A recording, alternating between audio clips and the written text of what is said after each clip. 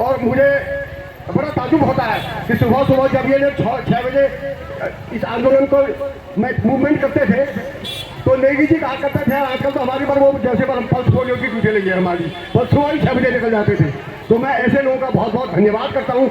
ये अपने फाइनेंशियली भी पैसा भाई इन लोगों को जरूरत ही नहीं है, वैसे इनको क्या, इन्हें तो देहरादून में मकान बनवा सकता है। आप यहाँ पे डिमरी जी हैं, आप यहाँ पे ये डिमरी जी, मतलब ये इतने सक्षम लोग हैं, इतने बढ़िया लोग हैं कि इतनी स्ट्रॉन्ग इनकी फाइनेंशियल, और इनका कोई ऐसा इंटरेस्ट भी नहीं है।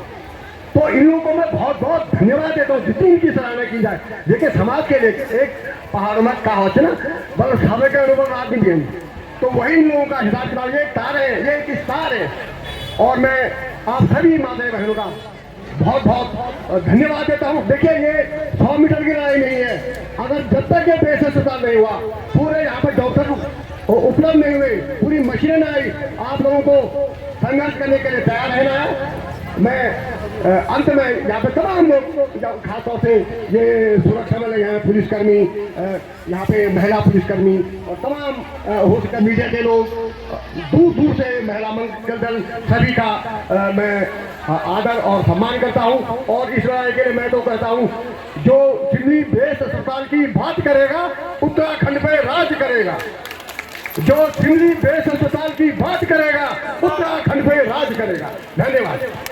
तो अभी तक आपने देखा कि बेस संघर्ष समिति सिमली द्वारा यहाँ पर जो है एक भारी जन सैलाब उनके जो आयोजन था उसके अनुसार यहाँ मातृशक्ति को इतनी पीड़ा है, इतनी आवश्यकता है कि जो है मातृशक्ति अपना तन मन धन को जो है समर्पित करने के लिए यहाँ पर है। आदरणीय देवेंद्र सिंह नेगी जी, क्या कहना चाहते हैं? आपको बहुत बहुत शुभकामनाएं और धन्यवाद जो आपने जो है इतना बड़ा आयोजन करवाया। देखिए हमारे क्षेत्र की सबसे जो बड़ी समस्या है, ये पहाड़ की जो सबसे बड़ी समस्या है वो है स्वास्थ्य सुविधाएं। यहाँ पर उत्तराखंड 24 साल बीत जाने के बाद भी अभी तक हमारी स्वास्थ्य सुविधाएं वैसी ही हैं जैसे उत्तर प्रदेश के समय में थी। आज प्रत्येक मातृशक्ति अपने अधिकार के लिए सड़कों पर उतरी है और हमारा जो संकल्प है, हमारा जो एम है कि प्रत्येक गांव-गांव जा कर के महिलाओं को उनके अधिकार को याद दिलाना कि जो वोट आप देते हैं उसके बदले में आखिर आपको मिलता क्या है। तो हम अभी तक 65 ग्राम पंचायतों को पार कर चुके हैं और हमारा लक्ष्य है कि इस कर्णप्रयाग विधानसभा में लगभग 200 के आसपास ग्राम पंचायतें हैं। हम प्रत्येक ग्राम पंचायत में प्रत्येक महिला को, प्रत्येक बुजुर्ग को और प्रत्येक युवा को उनके अधिकार को याद दिलाएंगे और उनको याद दिलाएंगे कि जब आप वोट देते हैं तो तब नेता लोग आपसे कैसे वादे करते हैं और जीतने के बाद फिर वो फुर क्यों हो जाते हैं। और आज उसी के लिए कम से कम 65 गाँवों के महिला मंगल दल यहाँ पर मौजूद हैं। यदि विधानसभा सत्र के दौरान इस बेस अस्पताल पर सकारात्मक यदि पहल नहीं होती है तो लगभग 200 गाँवों में जा करके हम लोगों को सड़कों पर उतारने का प्रयास करेंगे। और जैसा कि महिला मंगल दल ने कहा है, यदि हमारी मांग पूरी नहीं होगी तो हम इन नेताओं को अपने गाँवों में घुसने नहीं देंगे। और मैं अपने इस आपके चैनल के माध्यम से उन सभी समिति के सदस्यों को धन्यवाद देना चाहता हूँ जो सारे रिटायरमेंट लोग हैं, जो सारे सेवानिवृत्त लोग हैं और 65 पार उनकी उम्र है। जब लोग इस उम्र में नाती नतीना अपने गोद में खिलाते हैं तब आप लोगों की टीम ने हमको मजबूत किया और गांव-गांव जा कर के आप सारे काम छोड़ करके गांव-गांव जाके जन जागरण का आप काम करना चाहते हैं। मैं उन तमाम बुजुर्गों को बहुत बहुत धन्यवाद देना चाहता हूं जो सेवानिवृत्ति के बाद अब समाज की सेवा में लगे हुए हैं। बहुत बहुत धन्यवाद आदरणीय डिमरी जी, आपके क्या विचार है? आपका भी बहुत बहुत सहयोग रहा, आदरणीय डिमरी जी का भी बहुत सहयोग रहा और उसके लिए आप लोगों ने, सेवानिवृत्ति लोगों ने सरकार को चेता दिया, दिखा दिया कि मातृशक्ति कितना जो है जुनून के साथ आप लोगों के साथ हैं। धन्यवाद खंडवाल जी। 1.5 माह से हम गांव-गांव भ्रमण कर रहे थे और हमने महिलाओं की बातें सुनी, उनकी पीड़ा को समझा और आज उनका 21 तारीख को यहाँ पे आह्वान किया।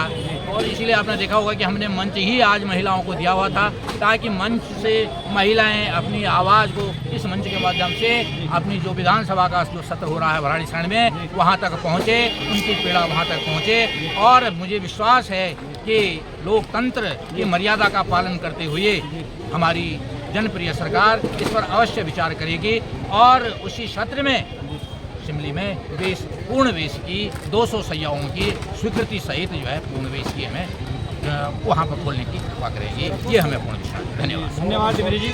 यहाँ पर हमारे जो है सेवानिवृत्ति कमांडेंट आदरणीय पुनीर जी हैं, आप लोगों ने भी जो है काफ़ी बढ़ चढ़ करके जो है अपना हिस्सा लिया और आप भी जो है लगभग 1-1.5 महीने से जो है अपना सहयोग प्रदान कर रहे हैं, चाहे तन से हो, चाहे मन से हो, चाहे धन से हो। और आप ही जैसे जो नवयुवक हैं, जो सेवानिवृत्त हैं, उन्हीं से आशा है कि कुछ ना कुछ आप लोगों के कर कमलों से, आप लोगों की जागरूकता से उत्तराखंड में जो है कुछ नई इस प्रकार की शिक्षा और स्वास्थ्य की सुविधाएँ होगी। तो आपका क्या मानना है?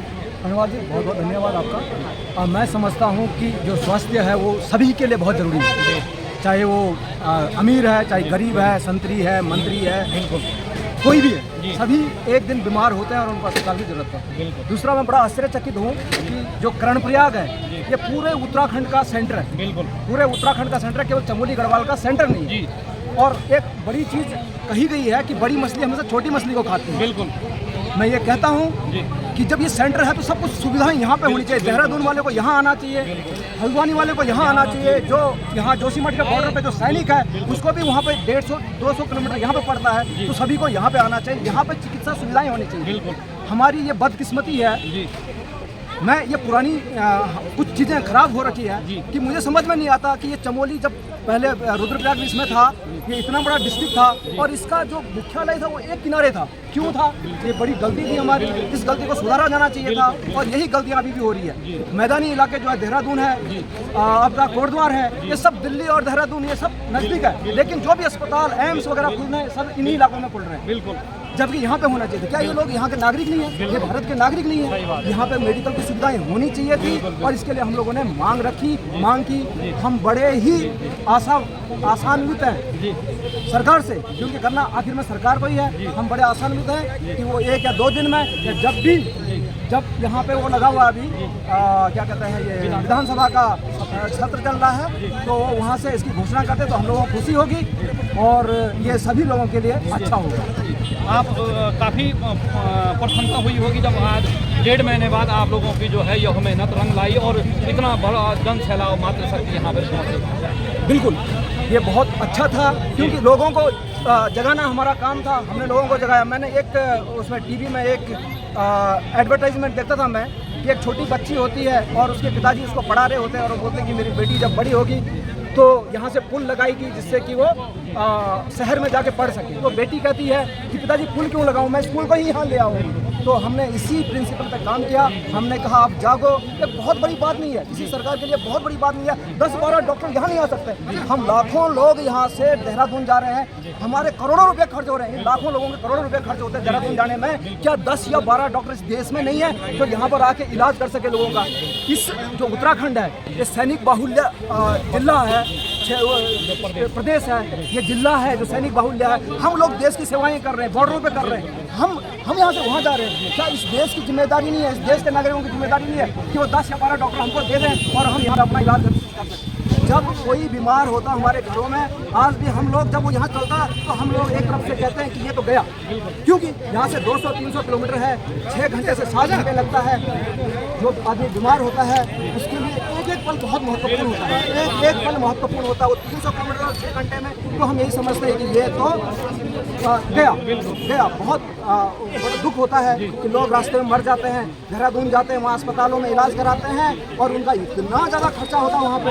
हम चाहते हैं यहाँ पे 10-12 डॉक्टर बहुत बड़ी बात नहीं है। तो ये हमारी मांग है सरकार से और हम चाहते हैं कि वो यहाँ पे बेस अस्पताल यानी बेस अस्पताल एक सुपर स्पेशलिटी अस्पताल करें, जिसमें 200-300 बेड का अस्पताल हो, इलाके के लोग वहाँ पे आ सकें, इलाज करा सकें और एक मेडिकल कॉलेज भी यहाँ पे खोला जाए, क्योंकि प्रधानमंत्री जी ने कहा है कि एक जिला और एक मेडिकल कॉलेज मेरा सपना है। हम चाहते हैं, प्रधानमंत्री जी ने कहा है कि चमोली में माणा गांव मेरा पहला गांव है, तो हम चाहते हैं प्रधानमंत्री जी से कि वो जो उनके सपनों का पहला मेडिकल कॉलेज एक जिले में, प्रति जिले में होना चाहिए, उसकी शुरुआत वो यहाँ से करें। मैं अपने राज्य सरकार इनसे भी निवेदन करूंगा कि वो यहाँ पे मेडिकल कॉलेज की घोषणा करें और यहाँ पे एक सुपर स्पेशलिटी हॉस्पिटल दें, जहाँ से इस पूरे इलाके को क्या हो सके मदद मिल सके। धन्यवाद पुनीर जी, इन्हीं शब्दों के साथ अपनी वाणी में विराम देते हैं। हार्दिक आभार, धन्यवाद।